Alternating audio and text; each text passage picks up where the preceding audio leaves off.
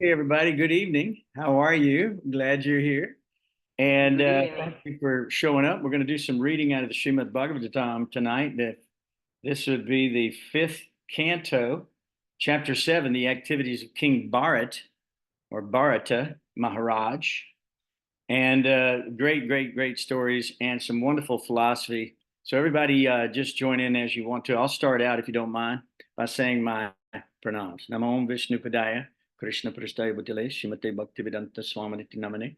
Namaste Saraswati Devim Gauravani Pracharane Nirvishesha Shinyavari Paschacharya Shatarane. Jai Shri Krishna Chaitanya Pravansananda Shivadi Gadhar Shivasri Gaur Bhakta Vrinda. Hare Krishna, Krishna Krishna, Hare Hare Ram Ram, Hare Hare. Om Namo Bhagavate Vasudevaya.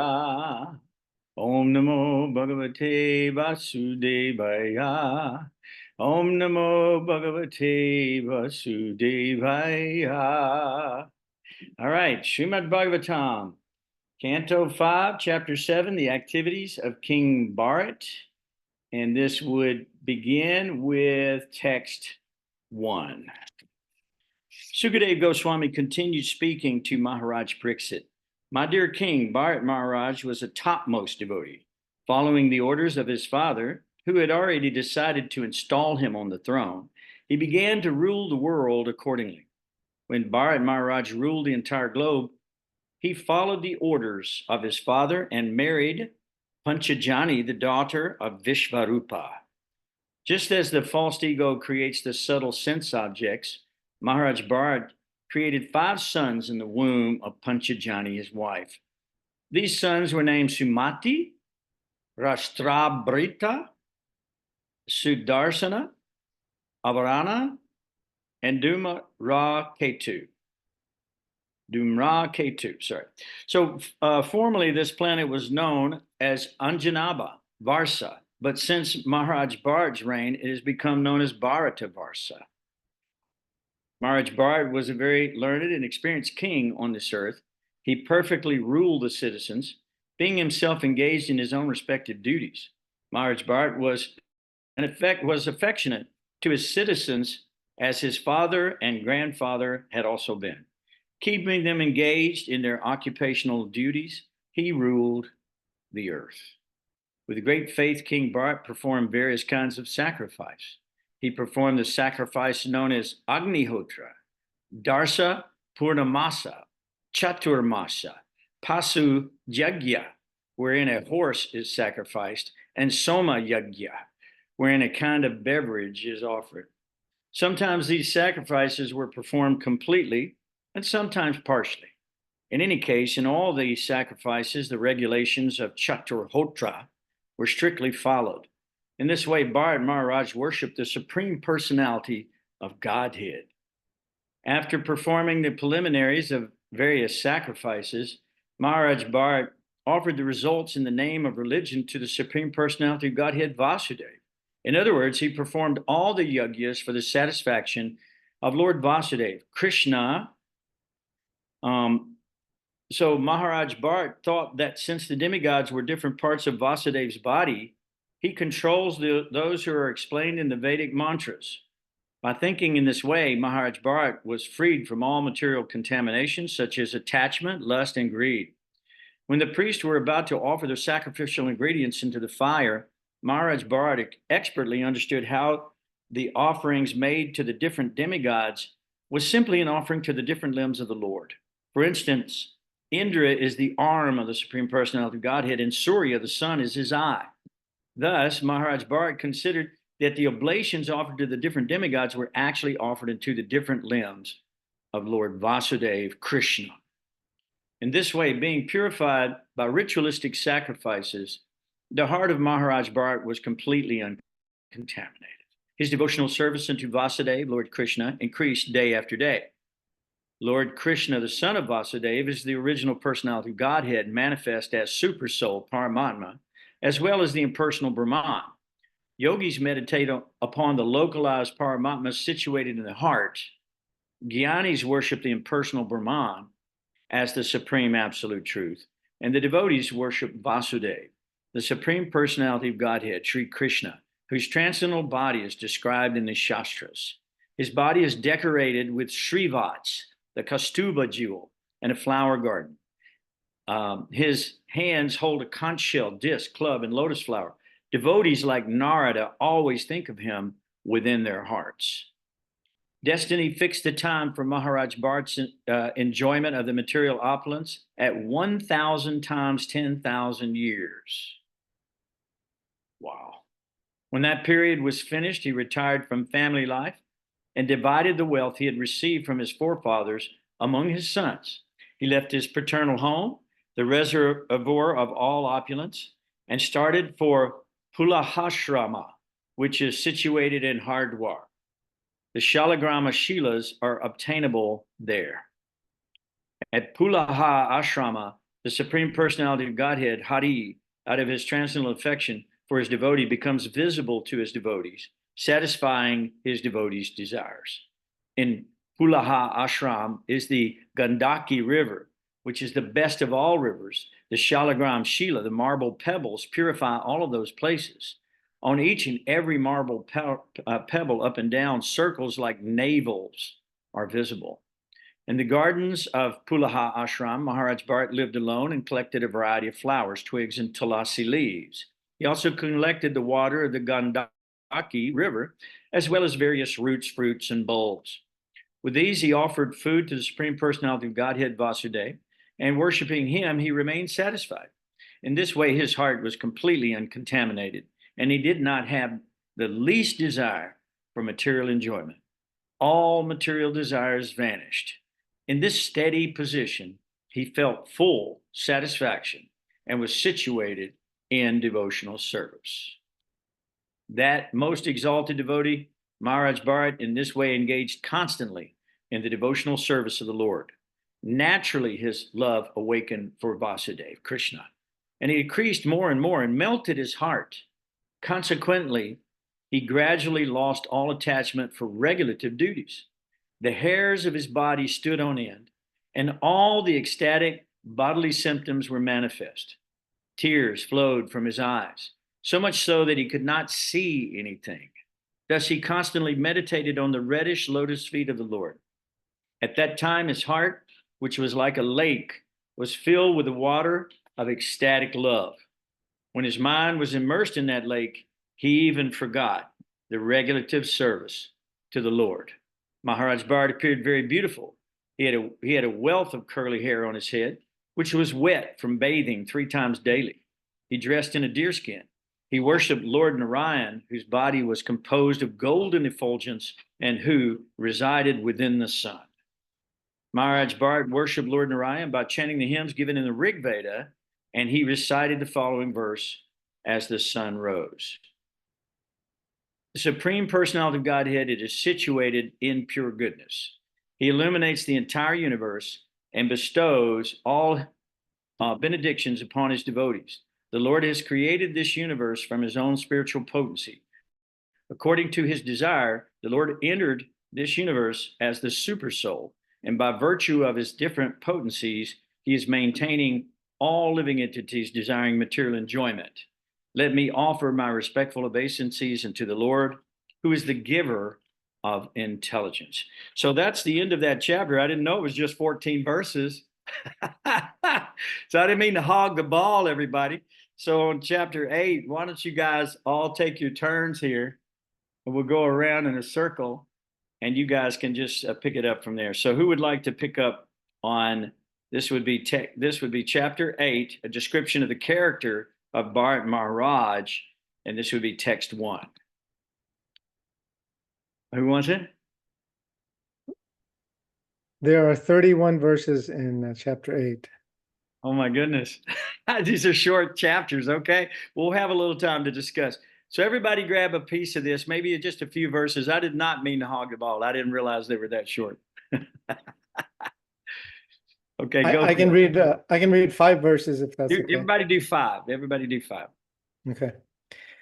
Sri Shukadev Goswami continued, "My dear king, one day, after finishing his morning duties, evacuating, urinating, and bathing, Maharaj Bharat sat down on the bank of the river Gandaki for a few minutes and began chanting his mantra, beginning with Omkar. O king, while Bharat Maharaj was sitting on the bank of that river, a doe, being very thirsty, came there to drink. While the doe was drinking with great satisfaction, a lion, which was very close, roared very loudly. This was frightful to every living entity, and it was heard by the doe. By nature, the doe was always afraid of being killed by others, and it was always looking about suspiciously. When it heard the lion's tumultuous roar, it became very agitated. Looking here and there with disturbed eyes, the doe, although it had not fully satisfied itself by drinking water, suddenly leaped across the river. The doe was pregnant, and when it jumped out of fear, the baby deer fell from its womb into the flowing waters of the river. Okay, thank you, Rakesh. Somebody else grab it from there?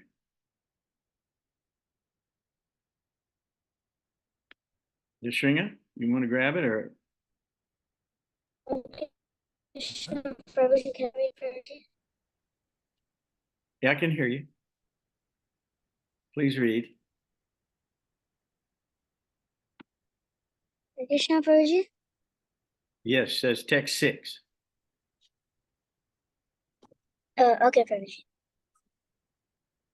Text 6. Being separated from its flock and distressed by its miscarriage, the black doe, having crossed the river, was very much distressed. Indeed, it fell down in a cave and died immediately. Text 7. The great king Bharata, while sitting on the bank of the river, saw the small deer, bereft of his mother, floating down the river. Seeing this, he felt great compassion. Like a sincere friend, he lifted the infant deer from the waves, and knowing it to be motherless, brought it to his ashram. Text 8. Gradually, Maharaj Bharata became very affectionate toward the deer. He began to raise it and maintain it by giving it grass. He was always careful to protect it from the attacks of tigers and other animals. When it itched, he petted it. And in this way, he always tried to keep it in a comfortable condition. He sometimes kissed it out of love. Being attached to raising the deer, Maharaj Bharata forgot the rules and regulations for the advancement of spiritual life, and he gradually forgot to worship the Supreme Personality of Godhead. After a few days, he forgot everything about his spiritual advancement. Text 9. The great king Maharaj Bharata began to think, alas, this helpless young deer, by the force of time, an agent of the Supreme Personality of Godhead, has now lost his relatives and friends and has taken shelter of me. It does not know anyone but me, and as I have become its father, mother, brother, and relatives. This deer is thinking in this way, and it has full faith in me. And it doesn't know anyone but me. Therefore, I should not be envious and think that for the deer my own welfare will be destroyed. I should not raise. I should certainly raise, protect, and gratify and fondle it. When it has taken shelter with me, how can I neglect it? Even though the deer is disturbing my spiritual life, I realize that a helpless person who has taken shelter cannot be neglected. That would be a great fault. Text 10. Even though one is in the renounced order, one who is advanced certainly feels compassion for suffering living entities. One should certainly neglect his own personal interests, although they may be very important, to protect one who has surrendered. Hare Krishna. Oh, I love that. Thank you. That's just wonderful. Very good reading. Hare Krishna, Prabhuji. Jai Haribol. Hare Krishna. Yes, please. Yeah, Prabhuji, if you will read 2 verses for me. Yes, read text 11. Due to the attachment for the deer, Maharaj Bharata lay down with it, walked with it, bathed with it, and even ate with it. Thus, his heart became bound to the deer in affection. When Maharaj Bharata wanted to enter the forest to collect kusha grass, flowers, wood, leaves, roots and water, he would fear that dogs, jackals, tigers, and ferocious animals might kill the deer. He would therefore always take the deer with him while entering the forest. Hare Krishna Prabhuji. Very nice. So who else would like to read?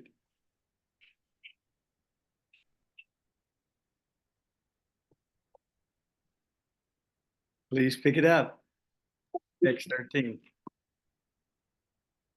I think, is it Rakesh's father he's asking to read? He's raising his hand. Please allow him to read, yes.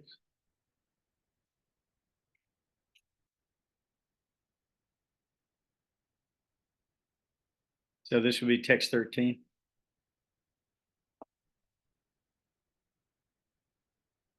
Yep.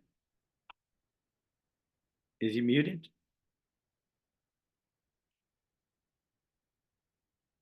Bhagavati, is he muted? Microphone is off.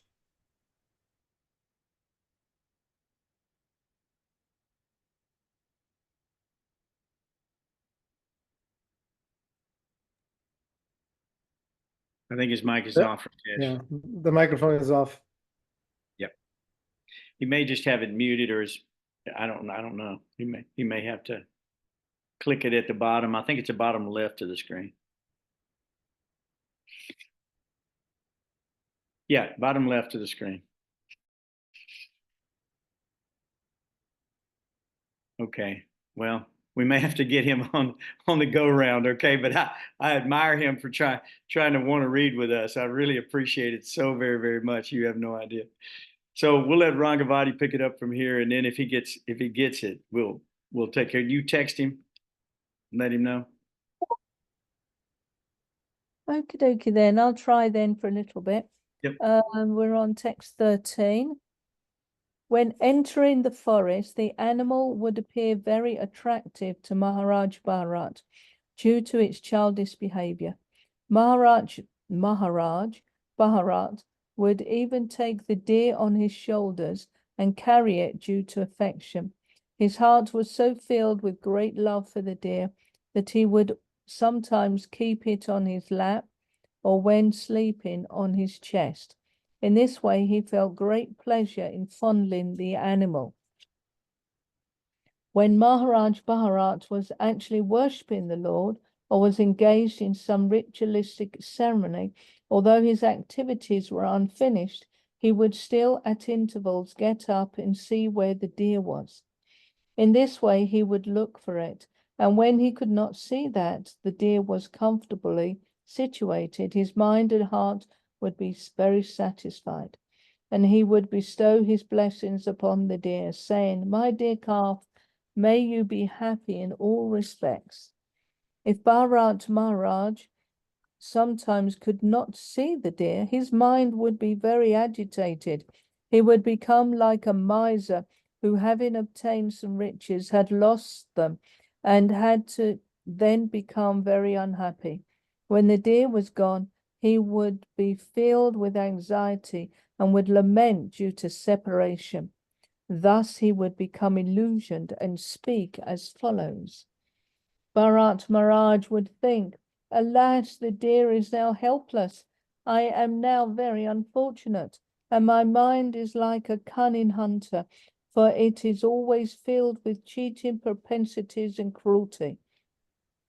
The deer has put its faith in me, just as a good man who has a natural interest in good behavior forgets the misbehavior of a cunning friend and puts his faith in him. Although I am proved faithless, will this deer return and place its faith in me? Alas, is it possible that I shall again see this animal protected by the Lord and fearless of tigers and other animals? Shall I again see him wandering in the garden eating soft grass? I think I've one more. I do not know, but the deer might have been eaten by a wolf or a dog or by the boars that flock together or the tiger who travels alone. All right. Perfect. Who wants to get some more? Take another little piece. This would be what, text 19, right? I can start.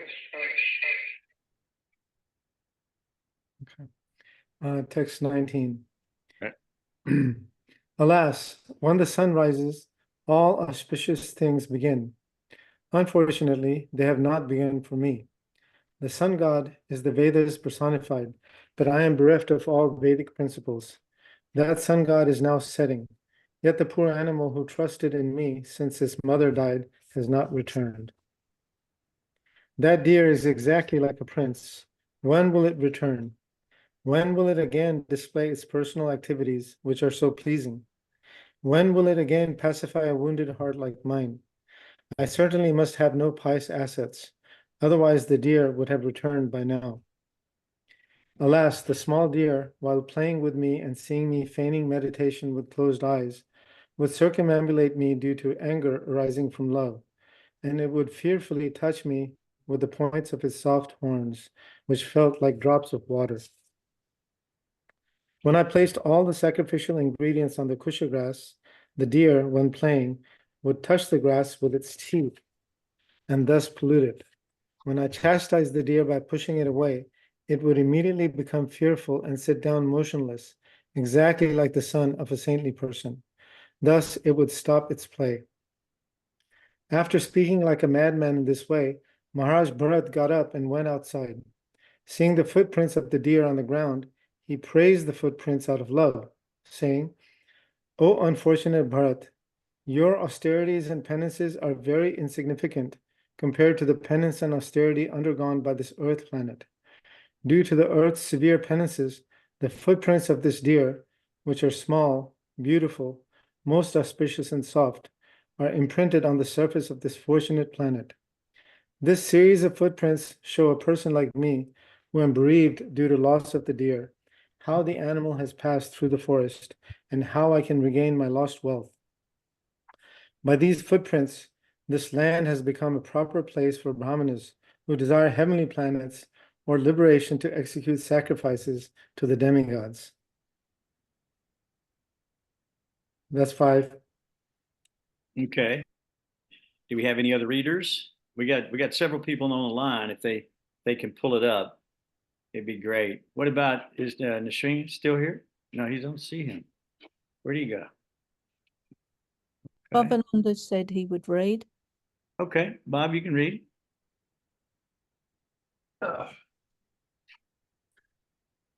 Maharaj Bharat continued to speak like a madman, seeing above his head the dark marks of the rising moon, which resembled a deer. He said, "Can it be that the moon, who is so kind to an unhappy man, might also be kind upon my deer, knowing that it has strayed from home and has become motherless? This moon has given the deer shelter near itself just to protect it from the fearful attacks of the lion." After perceiving the moonshine, Maharaj Bharat continued speaking like a crazy person. He said, "The dear son was so submissive and dear to me that due to its separation, I am feeling separation from my own son. Due to the burning fever of this separation, I am suffering as if inflamed by a forest fire. My heart, which is like a lily of the land, is now burning. Seeing me so distressed, the moon is certainly splashing its shining nectar upon me, just as a friend throws water on another friend who has a high fever. In this way, the moon is bringing me happiness." Sukadev Goswami continued, "My dear king, in this way, Maharaj was overwhelmed by the uncontrollable desire, which was manifest in the form of a deer. Due to the fruitive results of his past deeds, he fell down from mystic yoga, austerity, and worship of the Supreme Personality of Godhead. If it were not due to his past fruitive activities, how could he have been so attracted to the deer after giving up the association of his own son and family, considering them stumbling blocks on the path of spiritual life? But how could he show such uncontrollable affection for a deer? This was definitely due to his past karma. The king was so engrossed in petting and maintaining the deer that he fell drowned from his spiritual activities. In due course of time, insurmountable death, which is compared to a venomous snake that enters the hole created by a mouse, situated itself before him. I'm going to keep going, or Two more. two more? At the time of death, the king saw that the deer was sitting by his side, exactly like his own son, and was lamenting his death. Lamenting his death. Actually, the mind of the deer was absorbed in the body. No, actually, the mind of the king was absorbed in the body of the deer, and consequently, like those bereft of Krishna consciousness, he left the world. The deer and his material body and acquired the body of a deer. However, there was one advantage. Although he lost his human body and received the body of a deer, he did not forget the incidents of his past life. Okay. Who else? Anybody? You can read now. Yes, please. Yes. Thank you. Text 28. Text 28. Although in the body of a deer, Bharat Maharaj, due to his rigid devotional service in his past life, could understand the cause of his birth in that body. Considering his past and present life, he constantly repented his activities, speaking in the following way. In the body of a deer, Bharat Maharaj began to lament, "What misfortune! I have fallen from the path of the self-realized. I gave up my real sons, wife, and home to advance in spiritual life, and I took shelter in a solitary holy place in the forest. I became self-controlled and self-realized, and I engaged constantly in devotional service, hearing, thinking, chanting, worshipping, and remembering the Supreme Personality of Godhead, Vasudeva. I absorbed in devotional service. However, No, I was successful. I was successful in my attempt, so much so that my mind was always absorbed in devotional service. However, due to my personal foolishness, my mind again became attached, this time to a deer. Now I have obtained the body of a deer and have fallen far from my devotional practices. Although Bharat Maharaj received the body of a deer, by constant repentance, he became completely detached from all material things. He did not disclose these things to anyone, but he he left his mother deer in a place known as Kalanjara mountain, where he was born. He again went to the forest of Salagram and to the ashram of Pulastya and Pulaha. Remaining in that ashram, the great king Bharat Maharaj was now very careful not to fall victim to bad association. Without disclosing his past to anyone, he remained in that ashram and ate dry leaves only. He was not exactly alone, for he had the association of the super soul. In this way, he waited for death in the body of a deer, bathing in that holy place. He finally gave up that body. Hare Krishna. Hare Krishna. Thank you. That was wonderful. We appreciate you reading. We're going to have to demand that you read every time if that's okay. Is that Yeah. all right? Hare- Hare Krishna. Thank Hare- you. All right. There must be a few questions or comments, right? Anybody got any questions or comments they want to discuss about these two chapters? They're pretty short chapters, actually. I'm a little surprised that they're that short, but they're very, very full of information. And we'll kind of go through some of that as we review these chapters. But are there any comments or any questions anybody would like to make first? Yes, I would. Is the moral of this story, is the portion of the book, is that even though you may be well advanced, you have still to be careful not to forget That's the right. Almighty. Yeah, that's the moral of the story. You see what happens. Yeah, and keep away from the association, bad association. That's correct. And he at the very end of his life, he didn't have any bad association. All his association was with a super soul. He Yeah. didn't like the deaf and dumb and so forth and so on, that people would leave him alone, even in his own family, even his own father. His father was trying to teach him the Vedic system. He wouldn't learn it. He would say, wash your hands before eating, and he would eat and then wash his hands. Or he would go whichever way his father said, he would do the opposite. You see what I mean? So this is in later chapter, but you'll see that he actually puts all these on so that he can be free from bad association. And because he realizes what his association led to, which was the birth in the body of a deer. And we're talking about the king of the world. We're talking about this place is named after him. The whole place is named after Bharat Maharaj. So he obviously was the perfect king, lived a perfect life, did all these sacrifices, installed Bharat as installed his sons, and then left. He had 5 sons. He installed his oldest son and then left for the ashram. And in that place, he sat down in a perfect meditation. He was distracted. And in that distraction, he became attached.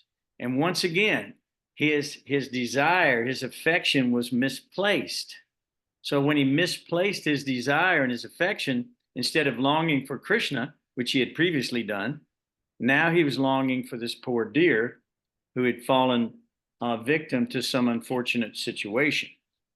So yeah, what a great story. I mean, this has got a lesson in for each and every one of us, no question about that. The main lesson is, as you said, don't become attached, don't get off the path, don't stray. Keep your nose to the grindstone, so to speak. And in that way, stay involved in devotional service like he did in his whole life, and don't let anything distract your mind or your attention. So very good point. Is there any other questions or points that you guys want to make? I was, is this because Maya just captured him, I suppose? Because it is said, or I've understood, that obviously the more we surrender to Krishna, the harder Maya tries to capture us. And obviously she captured Bharat Maharaj, I suppose, because he still had this affection for his son. And obviously he was away from his son because he'd gone to the forest. So I suppose his affection for his son, he was turned on to the deer. And so he treated the deer with all that love and affection that he was treating his son with, that he was now separated from. And I suppose Maya made the most of that feeling, that although Maharaj, I'm thinking Maharaj Bharat was obviously so surrendered to Krishna, but I suppose it's like camphor, left on a table, that there was still left in his heart for affection for his son that didn't quite go. And I suppose she used that and trapped him. That's what I was wondering anyway. No, I think it described in one of the verses there that this was some karma from a previous life. We had read that. I will have to find that verse and bring that verse out.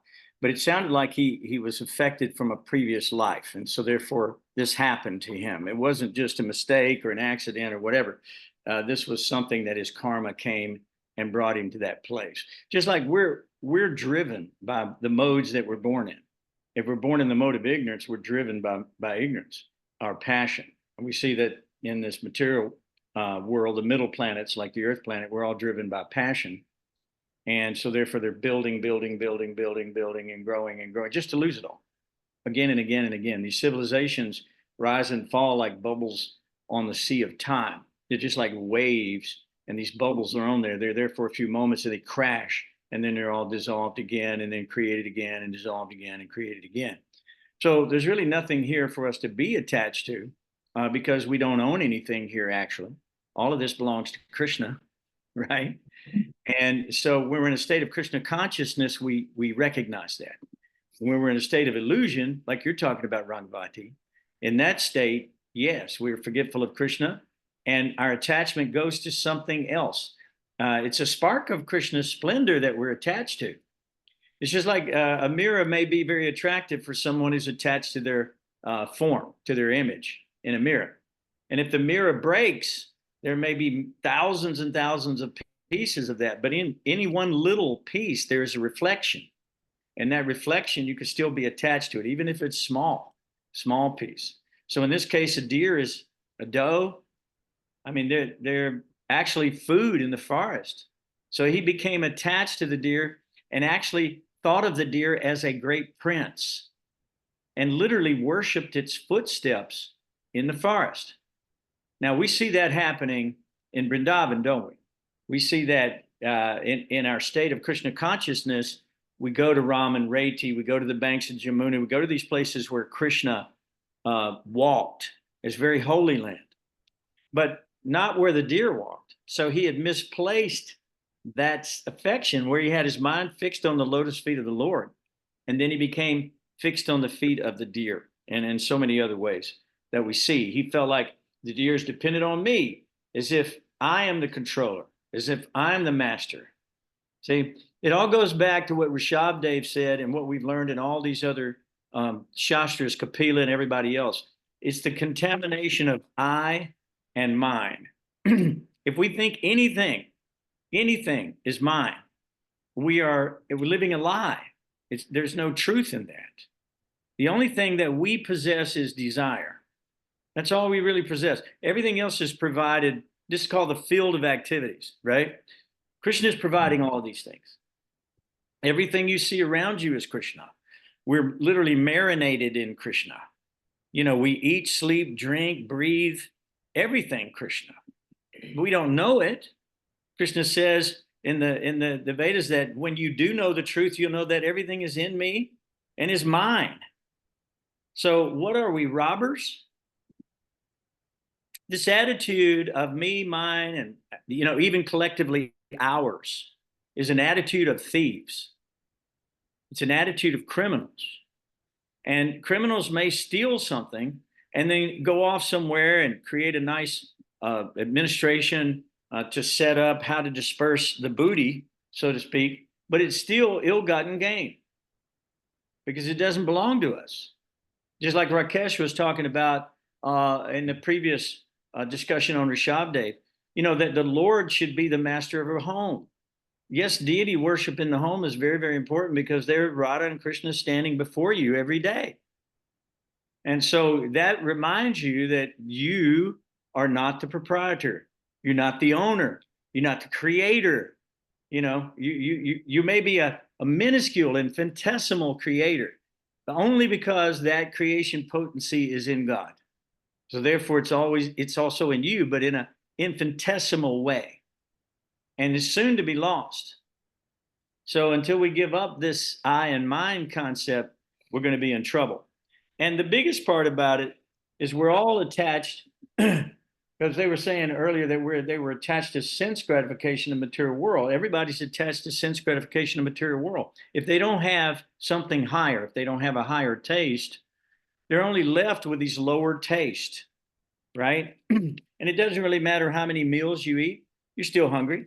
Doesn't matter how many times you've had sex life, you still have that itch, that urge. It'll always be there. Doesn't matter if you're 90 years old, that attraction is there because it's ingrained in our minds. And so therefore we have to conquer the mind. Krishna wants us to conquer the mind, wants to control the mind, and let the mind become your best friend instead of your worst enemy. When the mind is ruled by the intelligence, which is given to us through the Shastric evidences and through all of the great spiritual masters and descending parampara, when the mind is controlled by their instructions, then the mind becomes purified and becomes your best friend. But if the mind is just allowed to be rampant and free and just rotate through these objects of the senses and the desires of the senses, if you think about it, every day your mind is dictating to you, give me this, give me that, I want this, I want that now, put this on my tongue, do this for me. And the mind is dictating according to the false ego. And the false ego is telling you that you are God, that you're the Lord of all you survey, that you are the creator of your life. Actually, you are the creator of your life in one sense, that you desire, and Krishna, man proposes, God disposes. So we see that we desire, and then God helps us manifest that in our lives. Okay? So, but he's providing all the elements of that. He's providing all of the parts of that puzzle to create this mosaic you call your life, right? And your desire, all these pieces come into play, and Krishna is fulfilling all desire since time immemorial, it says in Bhagavad Gita. So, but the big issue here is that we're falling under control of the senses and their objects. That's the biggest problem. So in the Bhagavad Gita, it says, Indriyash Indriyasharte Raja Dveshu. But it goes, I can't hardly see my writing, unfortunately, guys. I used to have this memorized. Raja Dvesau Vyapastitau Tayorna Visham Agachayet Tau Yashya Paripantinau. Okay, so what that means is attraction and repulsion for sense objects are felt by all embodied beings. But one should not fall under the control of the senses and their sense objects, because they are stumbling blocks on the path of self-realization. So this is what Krishna is saying in Bhagavad Gita, that yes, we are all feeling these urges, but one who restrains his senses and lives according to regulated principles of freedom, they're called regulative principles of freedom by Krishna for a reason, because they regulate our lives and keeps our senses in order. In other words, it's like if you have a child and the child just runs off, it might run into the traffic and be run over, or might run into the water and drowned. So just in the same way that you would control a child, a small child, you have to also control the mind in the same exact way. And you have to understand that the mind is our worst enemy or our best friend.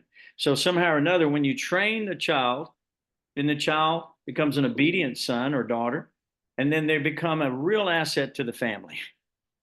But if they remain unrestrained, they become a great liability, not only to themselves, but to the entire world. And we can see that. So these are regulative principles of freedom.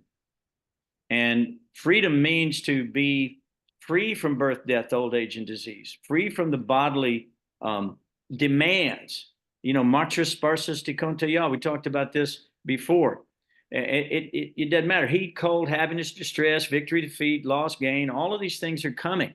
But we have to understand we tolerate those things. We tolerate those things, and we don't become attached, because that attachment causes us to fall down, just like we saw Bharat Maharaj fall down. Even after he was perfect king, he lived a perfect lifestyle, performed all sacrifices. And in Bhagavad Gita in 431, Krishna says, Nayam lokoshya yashyasya kutonya kuru satama. So what that means is, O best of the Kuru dynasty, without sacrifice, one can never live happily on this planet or in this life. What then of the next? So Maharaj Bharat performed all these sacrifices either fully or partially according to the Brahmanas, and he followed in the footsteps of the great sages like Narada Muni. So he was doing all this stuff from the Rig Veda. He chanted the Gayatri mantra and studied in that way. So, and he also understood all of the other Vedic axioms. He understood how to live the life of a perfect Kshatriya.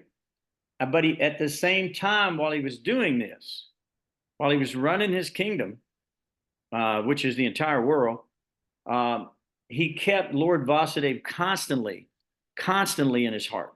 So in this regard, there's one good example that we might want to recall. So Prabhupada said that a wife who has a paramour, she has a husband, but she also has a paramour. She's more attentive to the husband because she has a paramour, so that he won't find out and disturb what her longing and what she's really desiring, the relationship she has with this paramour. So while she's desiring the paramour, always thinking of the paramour, can't get the paramour off her mind, she's performing her duties perfectly for the husband. And this example was given by Srila Prabhupada. So yes, we have to take care of our families. We have to take care of our businesses, our extended family, whatever that might be. All of those things have to be well maintained and taken care of. The body itself has to be maintained, taken care of. Everything has to be done correctly. But at the same time, we have to do like Bharat Maharaj did, which is do his duties as a king, but constantly think of the Lord Vasudeva within his heart without deviation. So he did that throughout his life. And due to his highly advanced spiritual position, he actually began to manifest symptoms of ecstasy. And so in these symptoms, they're described such as ecstatic crying, and that the trembling of the body. These are actually called Ashtasattvika symptoms. And these symptoms are symptoms that manifest in a person who is in a state of love of God, love of Godhead. So when a person is manifesting symptoms of love of Godhead, they may actually show things like horripilations in the body, hair standing on end, trembling of the body, faltering of the voice, tears flowing incessantly from the eyes, and so forth and so on. And this is described throughout Chaitanya Charitamrita, of these ecstatic symptoms of these great advanced devotees who set the example of devotion and sacrifice, that they gave their whole life to the Lord, Lord Chaitanya Mahaprabhu, and they manifest symptoms of ecstatic love of Godhead. And Lord Chaitanya Mahaprabhu was the greatest example of that. So, and he did that in the mood of Radharani. So he had her mood, and therefore he was experiencing her symptoms of Ashta Sattvika, which are these ecstatic emotions, sometimes crying, sadness, so many different things, separation, intense separation, like fire burning, like that. So he, of course, this is back in another time. And so he was chanting from the Rig Veda, the Gayatri mantra, and meditating on Lord Narayan situated within the sun, personality of Godhead situated within the sun. And gradually, as a result of his meditations, he gave up the principles of religion due to spontaneous love. So, this example has been given before. When we may use that as an example to give up our religious principles or our sadhana bhakti, is that we're so advanced that we're tasting this raganuga bhakti, this feeling of spontaneous love and devotion. But in our case, it's a excuse to get away with nonsense, right? But in Maharaj Bhart's case, it was not. It was genuine love of God. He experienced these symptoms, and therefore he was above the law in a way, because he had already gotten all the benefits of the law of sadhana bhakti. In other words, of the practice of religion. He had gained all the benefits, all of the embellishments, all of the benedictions. Everything was given to him in full. So therefore, he was experiencing all these symptoms, and they were genuine. And he actually forgot himself. He forgot, even the religious principles. He was so much spontaneously in love with God. So,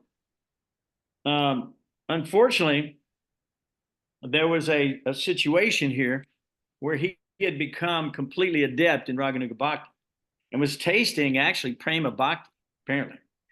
And then what happened was, because this deer, you heard the story, the deer was taking water. He was taking water from the same stream. A tiger roars. The mother, she jumps. She just happened to be pregnant. And then the baby was miscarried at that point. She immediately died in a cave, and the baby was left in his protection. He felt like it was up to him to take care of all of this. So he actually became very attached, and it's just like we become attached to our own family. We can become attached, especially to the little children. They're so endearing, and their little voices are so endearing, right? And so we just get so enamored. But we have to realize that they actually are the possession of Krishna. They don't belong to us. They actually belong to Krishna. We're there protecting them on behalf of their creator, their actual father. See what I mean? So that's the actual correct attitude. Yes, we take care of our duties perfectly well to our family. Absolutely we do. To our responsibilities in the world. But we don't forget Krishna in the process, because if we do, what's the point? Then we're going to take another birth with whatever we were meditating on at that time, right? So the verse is yato nischalati, right? Manaschanchalam ashritam. So manas, wherever the mind wanders, due to its flickering and unsteady nature, one must certainly withdraw it and bring it back under the control of the self. Otherwise, the mind will carry you away. Even that of people who are great personalities, who are endeavoring to control the mind. The mind is carried away like the wind is blowing this riven cloud, right? And so we see that it has no place in any sphere. When the mind is controlling you with unlimited lusty desires, then the next thing happens, of course, greed, lust. And what manifests from that? We know anger. And then from anger, madness. And madness is the destruction of the world. Because when people become mad, they'll do anything. They call it all-out war. And right now, everybody's threatening all-out war. So it's madness to think, why would we, because we're not happy with our sense gratification, so we're going to kill you? What? Does that even make any sense? Not really. So when you become attached to something, if you feel like you're in control, you're the Lord, you're the proprietor. These are all feelings that lead us down this path of destruction, really. And whatever we think of at the time of death, that we shall obtain without fail. Yum yum vapi smarambhavam. So whatever state of being one remembers when he quits his body, at that state he will attain to without fail. That's 8.6 Bhagavad Gita, Krishna says. So that is very, very pertinent in this situation. And we can see that even the king of the world, who had already renounced his kingdoms, his wealth, his treasuries, his armies, he had renounced all of his wives and his children and left for the forest, and he perfected his meditation. He was tasting ecstasy. He was feeling horripilations in his body. All of these things were manifest in the body of Maharaj Bharat. But because this incident happened before him, he felt like he needed to protect them. That deer, that doe, felt like he needed to be, had no mother. So It was left in his hands, and he took it up. And during that, he became more and more and more and more attached to the deer. And, you know, we see in this world, when we become attached to something, we almost talk like a madman, don't we? We talk like we're crazy, right? And the reason for that is because of our attachment causes this intoxicated state. The same thing exists in the spiritual life, like with the gopis and Krishna and so forth. That exists in perfection. That's pure goodness. But in this world, we become attached out of passion, out of ignorance, or maybe some goodness. But mainly, we become attached for our own desires and our own sense gratifications to lord it over the material world, me, mine, and collectively ours. So we have to give up that attachment. Otherwise, we'll start writing these mundane poems like we hear throughout history, this Romeo Juliet thing, this stuff like Shelley. There's so many great poets, love songs.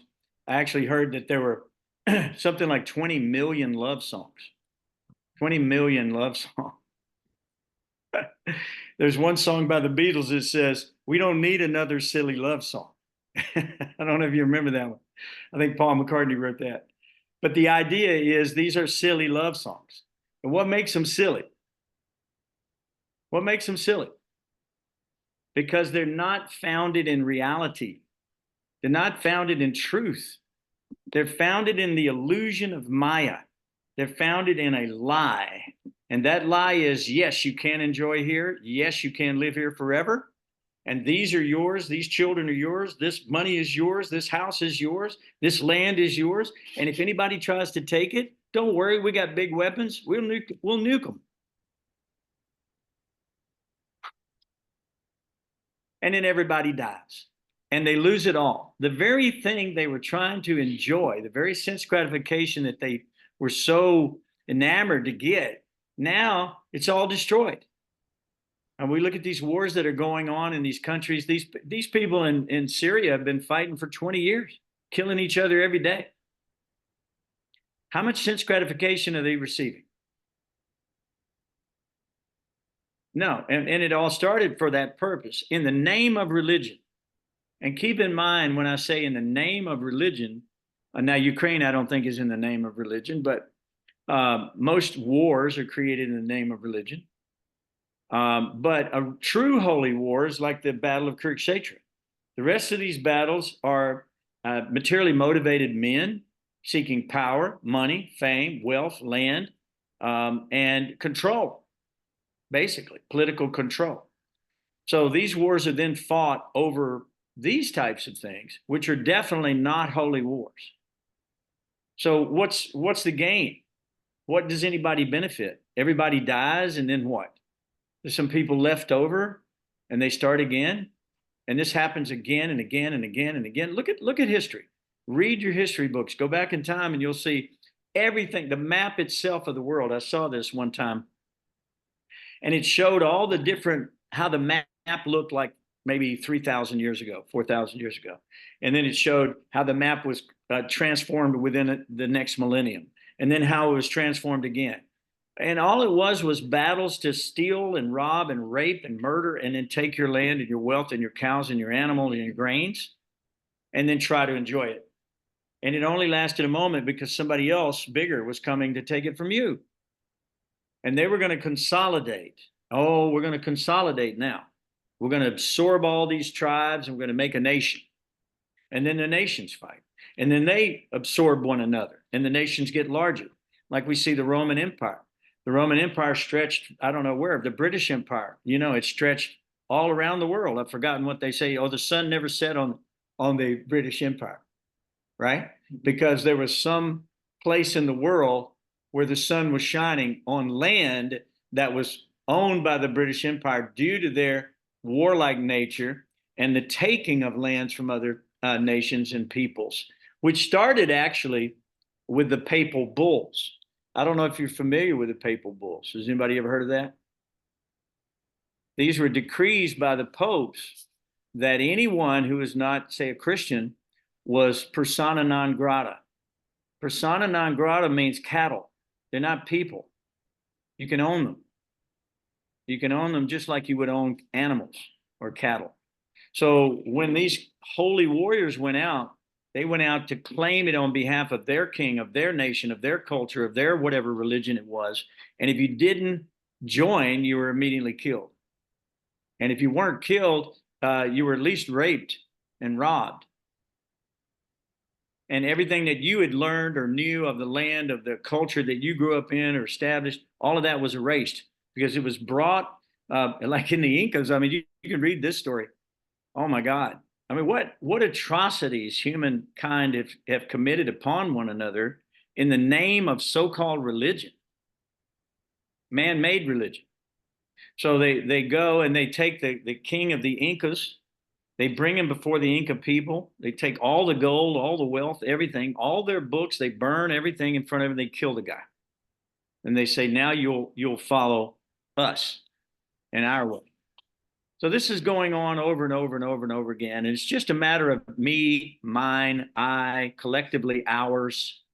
And it's all a bunch of robbing, raping, murdering, and doing it in the name of God to make themselves rationalize and feel better about it.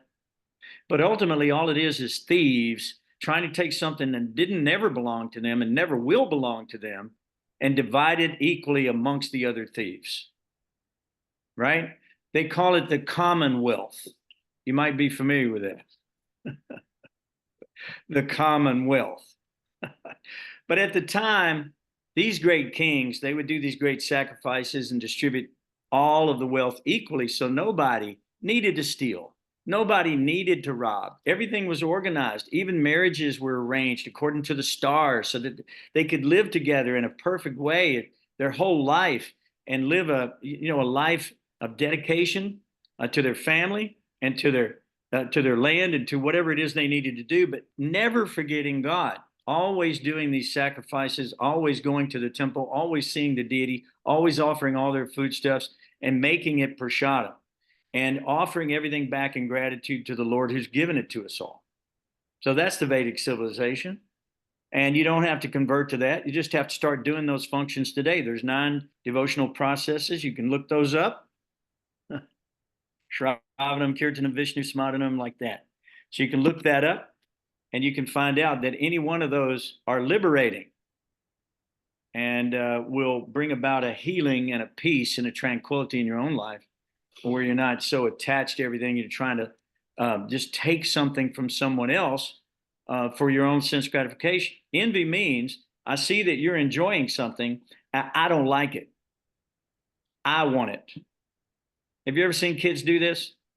Children do this. Somebody's got an ice cream cone. Somebody runs up, I want that, and they grab it and then fighting over the ice cream cone. This is the story. We're just like little children because the mind is like a little child and we've not learned to control it. We've not learned this basic principle that we're talking about. Wherever the mind wanders due to its restless and unsteady nature, one must bring it back under the control of the self. This is yoga. This is what nobility, this is what character is built on, not on running free like dogs. You know, back when I was a hippie in 1969, everybody had their own motto or slogan. We wrote it in our yearbook when we graduated in high school. And mine was dogs run free, why can't we? So you can see how religious and how intelligent I was at that age. I was thinking that would be the ideal situation. Just let everybody do what they want. What I'm okay, you're okay, kind of was the attitude back then, right? But the fact is, no, Krishna's okay, and the rest of us are in serious trouble. So what we got to do is find out what Krishna wants, what he's doing. This is his creation. He owns it, okay? Not us. And that's fully established in the Bhagavad Gita over and over and over again, that he is the source of all material and spiritual worlds. Everything is strung upon him like pearls are strung upon a thread.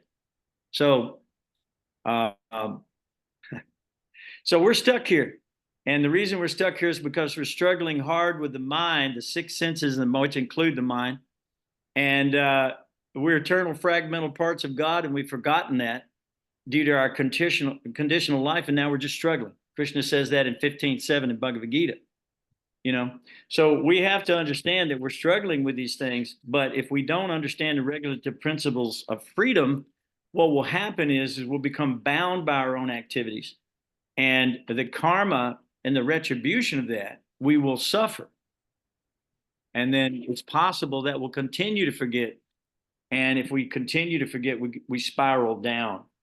So we don't want to mentally concoct anything. We simply want to follow the sampradaya as this information has come to us. We don't want to change anything. We can talk according to our realization about it, but we don't want to change it, because then it's defiled, it's polluted. It's like milk touched by the lips of a serpent. And if the baby drinks it, the baby may die. So that milk, which should be good, is now poison and becomes the death of someone. So when we mentally concoct these fabricated, manufactured, illusions, they're really just, you know what they are? They're like drug-induced illusions. I mean, the whole world, is addicted to some type of thing that's trying to, excrete dopamine into your brain or into your body. The whole world is addicted to that. The cartels are massive. These drug cartels in China and South America and so forth and so on are massive, because they're promising you that experience of sense gratification that you so long for. Well, let me ask you a question. How many of those people who've done those things have really been able to say, yes, I was very successful in achieving sense gratification, and I'm very happy now and healthy? No one. It's a lie. As a matter of fact, they're dying by the dozens every day. Just in Tennessee, I've forgotten how many hundreds and hundreds of people die every year from, drug-induced so-called euphoria. So we got to quit mentally concocting these things, and instead of taking our desire and applying it to these things within the material world, we have to apply our desires to Krishna, to the spiritual world. And you can see that if it could happen to the king of the world, it could certainly happen to you and me. To have this burning sensation for this deer, and to have almost this worship and love of the deer, and the urge to just protect it, and eating, sleeping, maintenance, or eating, sleeping, and defending, right? Defending is the situation. Mating and defending, eating, sleeping, mating, and defending. And when we say defending means that I think I own something. Primarily, that's what it means. I think I own it, and I'm going to defend it from you. Right? Now, there is a time to defend. You have to defend the truth. You have to stand for the truth. They say if you don't stand for something, you fall for anything. So you have to stand for the truth. And when you do, you have to be willing to defend the truth. But these people are defending things that don't belong to them. And they're claiming them as their own. Just like when we came to the United States, America, we claimed it. We come over here, we stick a flag on it. We go to the moon, they say, right? And they stick a flag on it because they want to own it. Now they're talking about going and terraforming Mars so they can own that too. Or, they want to go to these asteroids and land and mine diamonds and all this kind of stuff so they can become more and more wealthy, more and more powerful. None of it is designed to take them back home, back to Godhead. None of it's designed to alleviate the pain of birth, death, old age, and disease. All of it is entangling. All of it is attachment. All of it's based on I, me, and mine, or ours collectively. And that has to be given up. So we have to be very careful, just like we were told earlier, that we have to be very careful not to repeat these mistakes, and to be very, very vigilant not to forget our true meaning and purpose of life. So the good part about Bharat's experience is that he did not forget the incidents of his previous life when he was taking the body of a deer. And therefore, he acted in such a way, not only in the body of a deer, where he was born in his next life in the family of a Brahmin, but even in that family, he didn't want to take any chances at all in falling back down. So he acted completely like a madman so that everybody would leave him alone. And that way he could stay fixed on the Lord within the heart and never take another chance to fall back down into this hellish condition or take a birth in a lower species. So that's this story. It's a great story. It's going to get better. So be with us next week. We're going to continue reading. There's a few more of these that we'll do, and you'll find out that Jutta Bharat had some amazing experiences coming up, and we'll be sharing those with you in the next stories. Is there any other questions or comments that you might have about this at this time? Huh? No questions? All right. So the idea is, go ahead. Sorry, I had was just trying to formulate my question. Okay. Because I suppose it isn't that we shouldn't help some other being or person in distress. I suppose the problem is that Bharat Maharaj just gave up all his religious practices, his service to Krishna, and just served the deer total service to the deer. Whereas, it's out of compassion. We have compassion for other beings and people who are in distress. So obviously we help them, but without giving up our spiritual practices. I'm presuming that's the idea.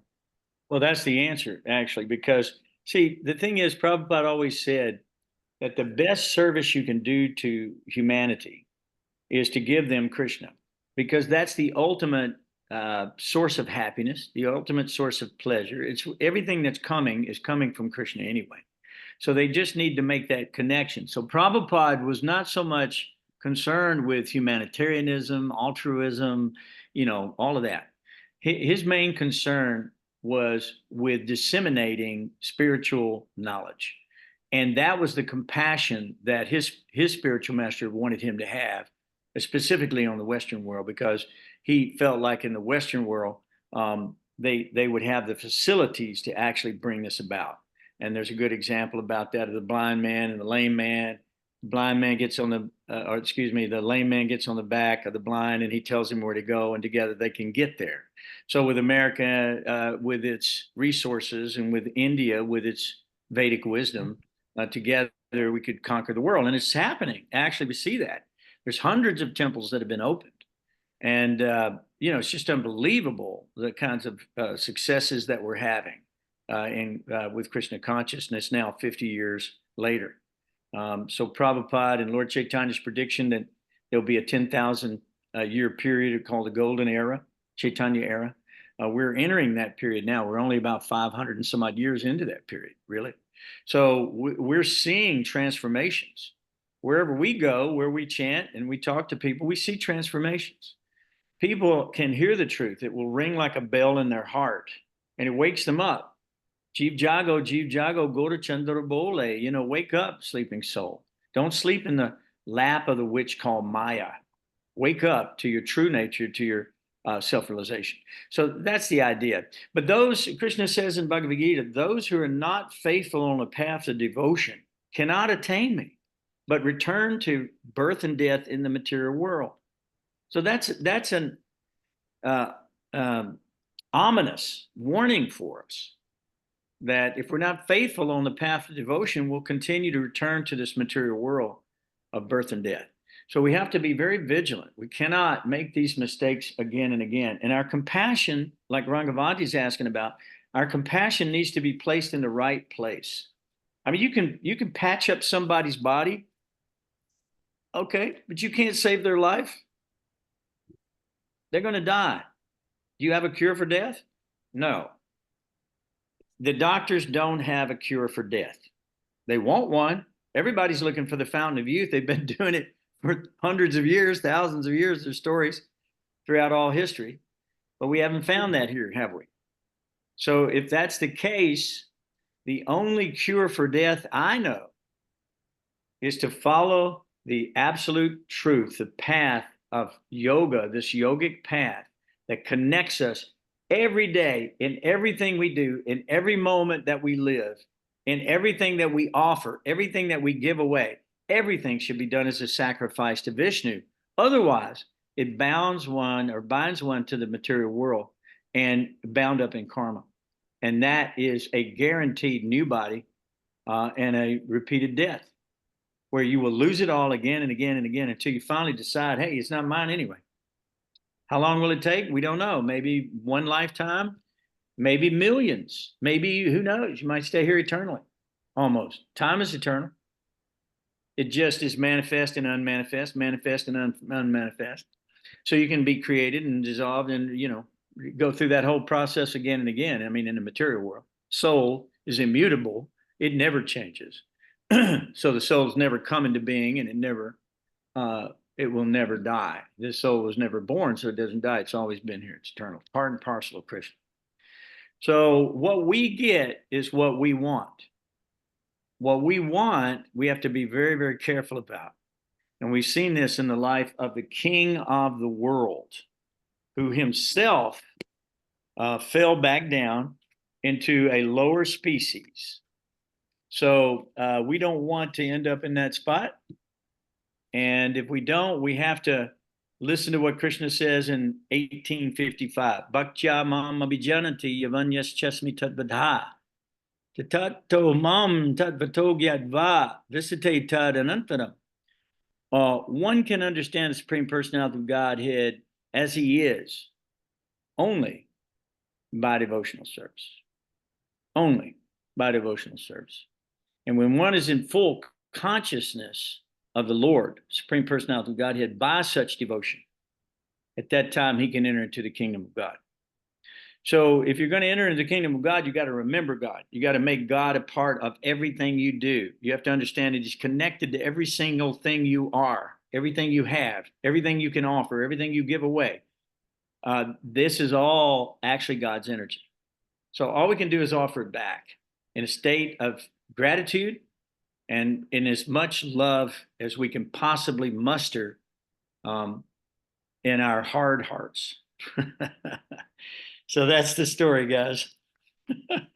Hope I answered your question. Any other question, or we're going to go ahead and end the call? All right. Guys, y'all are great. I'm so grateful for you. And thanks for the wonderful reading. We really appreciate all the good readers. So please come back and read with us next week. We're going to continue with the story of Jeta Bharat, and it's going to get very, very, very intriguing. So with your permission, I'll go ahead and end the call. Is that right? Hare Krishna. Jai, Hari Hari Bo. Have a great evening, and I'll see you next week, same time. Hari Bo.